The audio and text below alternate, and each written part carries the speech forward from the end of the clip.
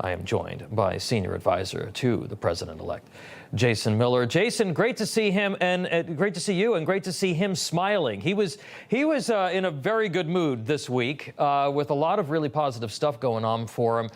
The editor-in-chief of Time magazine, Sam Jacobs, on MSNBC, talked about the decision to put the president-elect on the cover again. Listen. We had rhetoric that, at least we thought around this table, was the most divisive in recent American history. And then we had a victory where Donald Trump improved in 49 to 50 states. Talk about this year, this just vertiginous year. I think, Joe, you've made the case for why Donald Trump is Time's 2024 Person of the Year. I think we are living in the age of Trump. Do you think he's going to get, Jason, some sort of a honeymoon this time around from the media and even some Democrats because of the size of the victory? And certainly he wasn't afforded that last time around. You think there'll be a change? Well, we've already seen it so far. I can go back to 2016 when I was in a very similar position with President Trump having just won that election. And I think the honeymoon period in 2016 for President Trump lasted about maybe 3.5 hours until the CNN started up the next day and started with the smear attacks and the Russia, and this is not a legitimate win and all that nonsense. That's right. The difference with 2024 is not only did President Trump win the popular vote, which makes a massive deal as far as how people then go and cover it in the media. He received 312 electorals, so he won all the states he won in 2016, plus add in Nevada, which was a big one. But you saw in every county across the country, President Trump increased his numbers.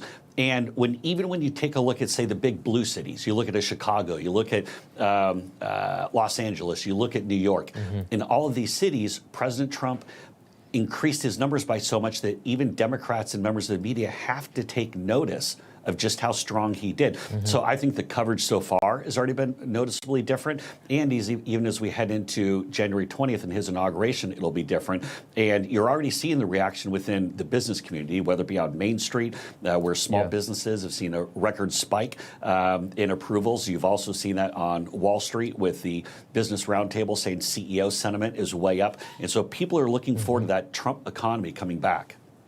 Some of the president-elect's potential nominations, though, Jason, of course, facing a bit of a tough go on Capitol Hill from the press and even from some Republicans.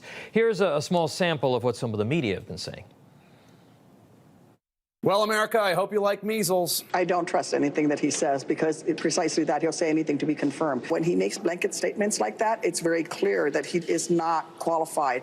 Our women have made our military stronger because our military could not go to war without the women that serve in its ranks. Yeah, I think she's totally unqualified to be a DNI, and I think her positions put her beyond the outermost fringe of American politics. I happen to be talking to folks in D.C. They seem to think Pete Hegseth is on an upswing. That his round with the senators has actually done. He's done very well. Is Tulsi Gabbard now the new target by Democrats and the press? And is a lot of that reaction just to the fact that she crossed party lines? Well, I think the bigger deal here is that Tulsi Gabbard is going to come in and shake up the status quo and the way business is done in Washington. And that's exactly why President Trump picked her. Here's someone who's highly qualified, who has served herself, someone who's been 4 terms in Congress, obviously having served in the military, brings a very unique perspective to this position, also having run for president, because when I see someone like John Bolton attacking Tulsi Gabbard, then that makes me think exactly, you know what, Tulsi is the type of person who we want. So take a look at who actually is attacking Tulsi Gabbard, because it's the Beltway insiders, it's the so-called geniuses. Well, I'm still trying to find the weapons of mass destruction, by the way. They still haven't come up with those. The so-called intelligence experts that have led us into foreign conflict after foreign conflict. I want someone who's going to bring a new perspective to all of this. And I think as Tulsi gets in front of these senators, she'll do just that. One more question for you. Christopher Wray announcing his his retirement, his resignation, even though he knew he was going to probably be fired by the president-elect. Lots of talk about reform at the FBI. We know that Trump has not had he's had a very difficult time with the Bureau between Comey and Wray. Talk to us briefly about Kash Patel and how he's doing as he's making the rounds on Capitol Hill.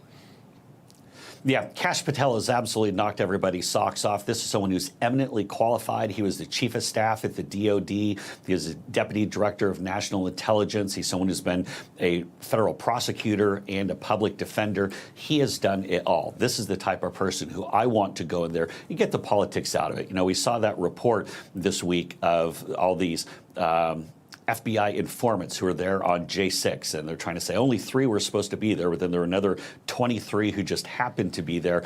You see a lot of this funny business going on. I think people have really lost a lot of the confidence with regard to the FBI and law enforcement. But also, as you look over to the DOJ and what we see in the weaponization of the justice system against President Trump. And that's why I think Pam Bondi in the Attorney General spot is going to be so critical for setting the tone. Let's get politics out of it. Justice should be applied the same to everybody. That's what you're going to see Pam Bondi and Kash Patel do.